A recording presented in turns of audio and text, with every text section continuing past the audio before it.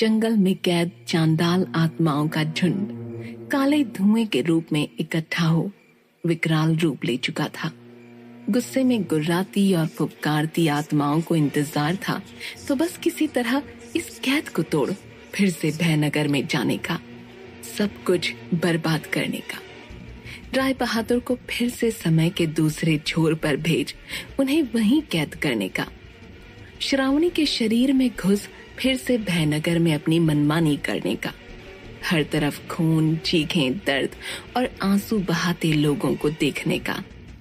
छटपटाती आत्माओं ने अब तक कई बार जंगल से बाहर निकलने की कोशिश की थी, मगर हर बार यक्ष द्यूत केतु के जादू से बंधी अदृश्य दीवारों से टकराकर चिरमिराती हुई आत्माएं फिर जंगल के अंदर आ गिरती।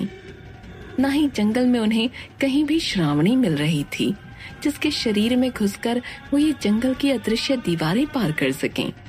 अपनी फुफकार में बर्बादी और तबाही लिए जंगल के बीचों बीच काले धुएं का बवंडर सा बनकर गोल गोल घूमती आत्माएं इंतजार कर रही थीं, बस कहीं से किसी एक सुराग का। तभी अदृश्य दीवार को भेदता कोई जंगल के भीतर प्रवेश कर गया। आत्माएं गुर्राते हुए पलटी। शायद यही वो सुराग था जिसकी उन्हें तलाश थी। हवा में उमड़ घुमड़ कर चीखते हुए हंसती आत्माएं इस आवाज की तरफ तेजी से भागी। उन्हें किसी इंसान के गलती से इस जंगल में घुसने की उम्मीद थी, मगर दूसरी ओर इस अदृश्य दीवार को भेदने वाला शख्स कोई आम इंसान नहीं बल्कि एक जीती जागती भयानक पिशाचिनी थी, जो भयानक विशंभर के इशारे पर दक्खन के इस मायावी जंगल में आई थी।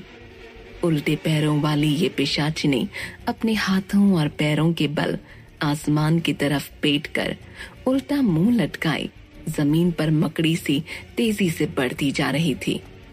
बड़े मैले नाखून, अधगंजे नोचे हुए खुले बाल, हड्डी के ढांचे से शरीर पर सफेद मटमैले वस्त्र, अजीब डरावनी सी गुर्राहट, शरीर में अजीब फुर्ती और आंखों से गायब पुतलियां लिए आई इस पिशाचिनी को जैसे किसी बात की जल्दी हो। खून से सने अपने बड़े बड़े दांतों को अपनी पैनी लंबी जबान से चाटती हुई मुस्काती हुई ये पिशाचिनी मानो जैसे अभी अभी किसी का खून पीकर ताजा मांस चबाकर आ रही हो। इधर चांडाल आत्माओं का काला धुआं गुर्राता हुआ अचानक आई आवाज की ओर तेज रफ्तार से बढ़ रहा था, मगर तभी सामने किसी इंसान को नहीं बल्कि जिंदा पिशाचिनी को देख चांडाल आत्माओं का ये सैलाब फुफकारते हुए वहीं थम गया, मानो इस विकृत जिंदा मगर मुर्दे से अधिक मरी हुई भय से भयानक क्रूर पिशाचिनी को देख हैरान हो। तो वहीं भयानक पिशाचिनी चांडाल आत्माओं को देखते ही करांजते हुए हंसने लगी। किसी वफादार कुत्ते से पिशाचिनी इस तबाही के काले बवंडर को इन चांडाल आत्माओं हवाओं में उल्टी लटकी अपनी गर्दन हिला हिला कर देख रही थी। चांडाल आत्माएं ये सोच रही थीं कि इस तरह इस विकृत पिशाचिनी का जंगल में आने का क्या कारण हो सकता है। पहले से ही काली शक्तियों से दूषित इस पिशाचिनी के शरीर में वो कैसे घुस सकती हैं? मगर तभी अपने लंबे हाथों से उछल आसमान की ओर धनुष से मुड़े अपने पेट को पकड़ते हुए ये पिशाचिनी सीधी खड़ी होने लगी। पिशाचिनी का इंसानी मगर ये खतरनाक रूप देख जंगल के सभी पेड़ सहम उठे।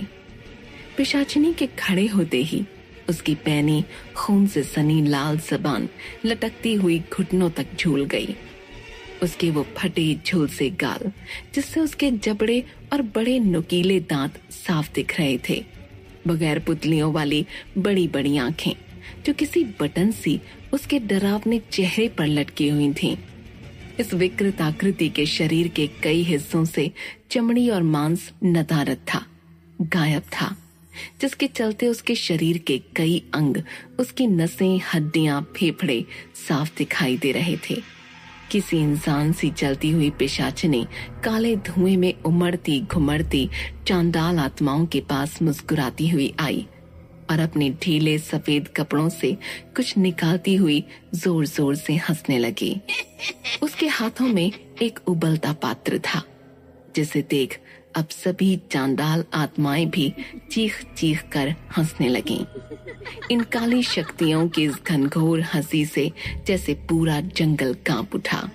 दरअसल पिशाचिनी के हाथों में श्रावणी के जिंदा खून का उबलता पात्र था, जो इन आत्माओं के बाहर निकलने की चाबी होने के साथ साथ तबाही का एक नया मंजर लिखने का उनके लिए एक बड़ा मौका था।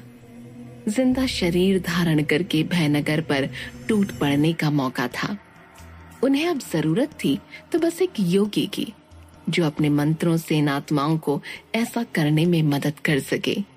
कोई ऐसा योगी जिसे सामान्य खून में जिंदा इंसान का उबाल लाने की सिद्धि प्राप्त हो।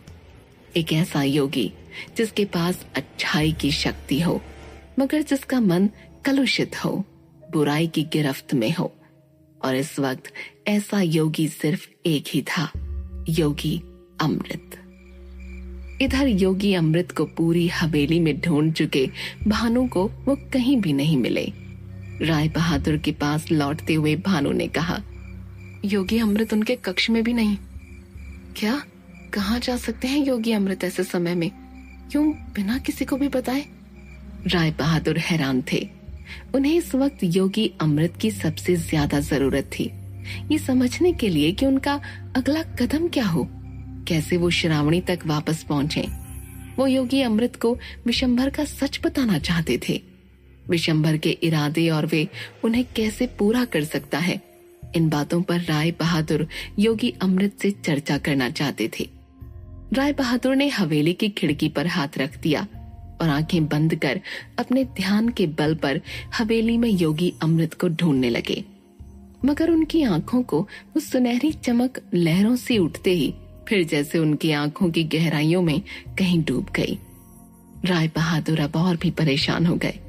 न ही उनकी शक्ति उनका साथ दे रही थी, न ही वो ध्यान लगा पा रहे थे, न उन्हें ये पता था कि समय के दूसरे छोर पर वो श्रावणी के पास फिर कैसे पहुंचेंगे, और ना ही इस वक्त योगी अमृत उन्हें कहीं भी मिल रहे थे। राय बहादुर ने गुस्से में हवेली की खिड़की पर मुक्का दे मारा। उनके इस हल्के वार से ही खिड़की की मुंडेर टूटकर जमीन पर गिर पड़ी। भानु से राय बहादुर की ये परेशानी देखी नहीं जा रही थी। वो उनकी मदद करना चाहता था, पर कैसे, उसे खुद नहीं पता था। वहीं भयनगर में 3 खबरें आग की तरह फैल चुकी थीं, जहां सभी लोग ये जानकर राहत की सांस ले रहे थे कि राय बहादुर लौट आए हैं, तो वहीं उनकी खोई शक्ति के बारे में जानकर और कुछ ही देर पहले भयनगर में हुई एक बर्बरता के बारे में जानकर सभी के चेहरे पर वही डर, वही चुप्पी, वही खौफ के बादल फिर से मंडराने लगे थे। बर्बरता की बात सुनने में जितनी भयानक थी, देखने में उससे कहीं ज्यादा भयानक थी। आज तकरीबन सूर्यास्त के समय चरण सिंह के घर के पास से गुजर रहे तो हष्ट पुष्ट युवाओं पर हमला हुआ था, एक जानलेवा हमला। हमले की चश्मदीद एक लड़की वो विभत्स नजारा देख तभी से सहमी हुई चुपचाप खड़ी थी, जैसे उसके गले की घिग्गी बंध गई हो। कुछ ही देर पहले उसने रोते हुए मुखिया चंदन लाल और केशव को सब कह सुनाया कि एक उल्टे पैरों वाली पिशाचनी वो गुजरी थी यहाँ से, सफेद कपड़े, अधगंजी, नोची हुई खोपड़ी, जमीन की तरफ चेहरा लटकाए वो चौधरी जी की हवेली से कूदते हुए इन दोनों युवाओं पर चीखती चिल्लाती हुई टूट पड़ी थी। दोनों कुछ भी समझ पाते उससे पहले ही अपने लंबे नाखून और बड़े नुकीले दांतों से उसने दोनों का शरीर चीर दिया। इस लड़की ने दूर बनी एक झोपड़ी के अंदर से ये विभत्स नजारा देखा था। फिर वो डरावनी पिशाचनी दोनों युवाओं को घायल कर उनके जिंदा शरीर पर बैठ पागलों सा उछलने लगी, अजीब विकृत आकृतियां बनाने लगी। करांजती हुई उसकी वो हंसी सुन इस लड़की का हाल अब तक बेहाल था। और फिर उस पिशाचिनी ने वो किया जिसे सुनकर किसी की भी सिसकियां निकल जाएं। लड़की ने मुखिया चंदन लाल को बताया कि उन दोनों युवाओं के जिंदा रहते उस पिशाचिनी ने उनके शरीर को फाड़ते हुए उन दोनों के जिस्म से धड़कता हुआ दिल निकाल लिया। दोनों के धड़कते जिंदा दिलों को शरीर से अलग करती हुई पिशाचिनी अगले ही पल उन्हें किसी पशु सा नोच नोच कर खा गई और फिर जोर जोर से ताली बजाकर उन मुर्दा शरीरों पर नाचने लगी। और उसके बाद वो पिशाचिनी पश्चिम के जंगलों की ओर भाग गई। उन दोनों युवाओं के चीथड़े हुए शरीर को देखते ही चंदन लाल और केशव के मुंह से सिसकियां निकल गईं। उनके शरीर पर मक्खियां भिनभिना रही थीं। खून और फटे मांस की वो दुर्गंध सूंघ वहां मौजूद सभी के मुंह बन गए। तभी चौधरी चरण सिंह ऊंची आवाज में बोलता हुआ वहां आ धमका, दक्कन के जंगलों में गई है वो पिशाचन। अरे गांव वालों, अब भी कुछ समझ आ रहा है या नहीं? ये उस जोगी और उस राय बहादुर के बस की ना है। अरे जे तो जब से अट्ठे आए हैं लाशोरी बारिश सी होने लगी है हमारे गांव पर। चंदन लाल का चौधरी सिंह को देखकर वही हाल होता था जो नेवले का सांप को देखकर होता है। गुस्से में आग बबूला चंदन लाल पलटे ही थे कि केशव ने उनसे विनती करते हुए उन्हें चरण सिंह और उसकी बातों को नजरअंदाज करने की प्रार्थना की। चंदन लाल चुप हो गए, मगर इस पर हंसते हुए चरण सिंह उन दोनों लाशों को देखते हुए बोले, अरे काम देवता, क्या हाल कर दिया उस पिशाचन ने इनका। कितनी कम उम्र में ही। हाँ, आखिर कब तक ये गांव ये रट्टा बर्दाश्त करेगा? जाने कब तक ये सब अट्ठे चलता रहेगा। पहली बार कहीं न कहीं वहां मौजूद लोग चंदन लाल से ज्यादा चरण सिंह की बातों के पक्षधर लग रहे थे। वो निगाहें जो कल तक आत्माओं के डर से श्रावणी या उसके बापू को नजर उठाकर देखती तक नहीं थीं, वो सभी निगाहें केशव को चीरती हुई उसके आर पार देख रही थीं, उसे घूर रही थीं, मानो कह रही हो इन सब की वजह वही है। उसी के कारण, उसकी बेटी के कारण इन लाशों के ढेर से हर रोज जलती चिताओं और कब्रगाहों से भर गया है भयनगर। केशव इस पर बिना कोई प्रक्रिया दिए चुपचाप मुखिया चंदन लाल के साथ वापस हवेली की ओर बढ़ गया। इधर मुखिया और केशव के जाते ही चरण सिंह ने चैन की सांस ली। उसके मुंह पर चोर साफ दिखाई दे रहा था। इस विभत्स घटना के पीछे कहीं न कहीं चरण सिंह है, ये उसके चेहरे से साफ था, और ये भी कि शायद वो उस पिशाचिनी को जानता है। इधर समय के दूसरे छोर पर इस नवयुवक को तलवारबाजी के करतब करते हुए छुपकर देख रही श्रावणी इस युवक के बाहुबल, उसके शौर्य और तलवारबाजी से प्रभावित थी। उसका गठीला लंबा चौड़ा बदन धूप में पसीने से चमक रहा था। श्रावणी को लगा जैसे वो इस शख्स को जानती है, जैसे उसके साथ ये पहले भी हुआ है। शायद पहले भी कभी वो इसी तरह इस युवक को तलवारबाजी करते इसी तरह देख चुकी है। मगर तभी झोपड़ी के भीतर से किसी ने इस युवक को पुकारते हुए कहा, तेज तेज अंदर आ जा, अब मैंने तेरी पसंद का खाना बनाया है आज, अभ्यास बाद में कर लेना, आ जा। ये पुकार सुनते ही अभ्यास करता युवक रुक गया। तलवार और भाले को पत्थर की एक शिला पर रखते हुए युवा आया बाबा कहते हुए झोपड़ी के भीतर घुस गया। दौड़कर झोपड़ी में जाते इस युवक की एक झलक श्रावणी को दिखी। पल भर को उसे ऐसा लगा जैसे वो राय बहादुर ही हो। वो आवाज दे उन्हें रोक लेना चाहती थी, मगर तभी झोपड़ी के भीतर से सैनिक के लिबास में अब एक दूसरा शख्स बाहर निकला। गहरी लंबी मूंछ, कंधे तक लहराते लंबे बाल, बड़ी बड़ी काली आंखें और कसा कठोर बदन। उस इंसान ने जैसे श्रावणी की मौजूदगी वहां भांप ली हो। श्रावणी तुरंत अपना दुपट्टा संभालकर पेड़ के पीछे छुप गई, तो वहीं हर ओर अपनी नजरें दौड़ाता ये शख्स दूर दूर तक फैले इस जंगल में जैसे किसी को ढूंढ रहा था। उसे लगा जैसे उसे और उसके बेटे तेज बहादुर को कोई छुप कर देख रहा है। तभी इस बार झोपड़ी के भीतर से उस युवक की आवाज आई, अरे बाबा, आप कहाँ रह गए? जल्दी आइए, बहुत जोरों से भूख लगी है मुझे। जिस पर इस शख्स ने मुस्कुराते हुए कहा, लो अभी आया। और ये कह जाने क्या गुनगुनाते हुए झूमता हुआ वो शख्स अंदर चला गया। वहीं श्रावणी ने जिसे देखा वो राय बहादुर ही थे या कोई और। ये पक्का करने के लिए श्रावणी ने बड़ी हिम्मत कर झोपड़ी की तरफ अपने कदम बढ़ाए और उसके कानों में पड़ी वो कविता जो तेज बहादुर के पिता उसके लिए गा रहे थे।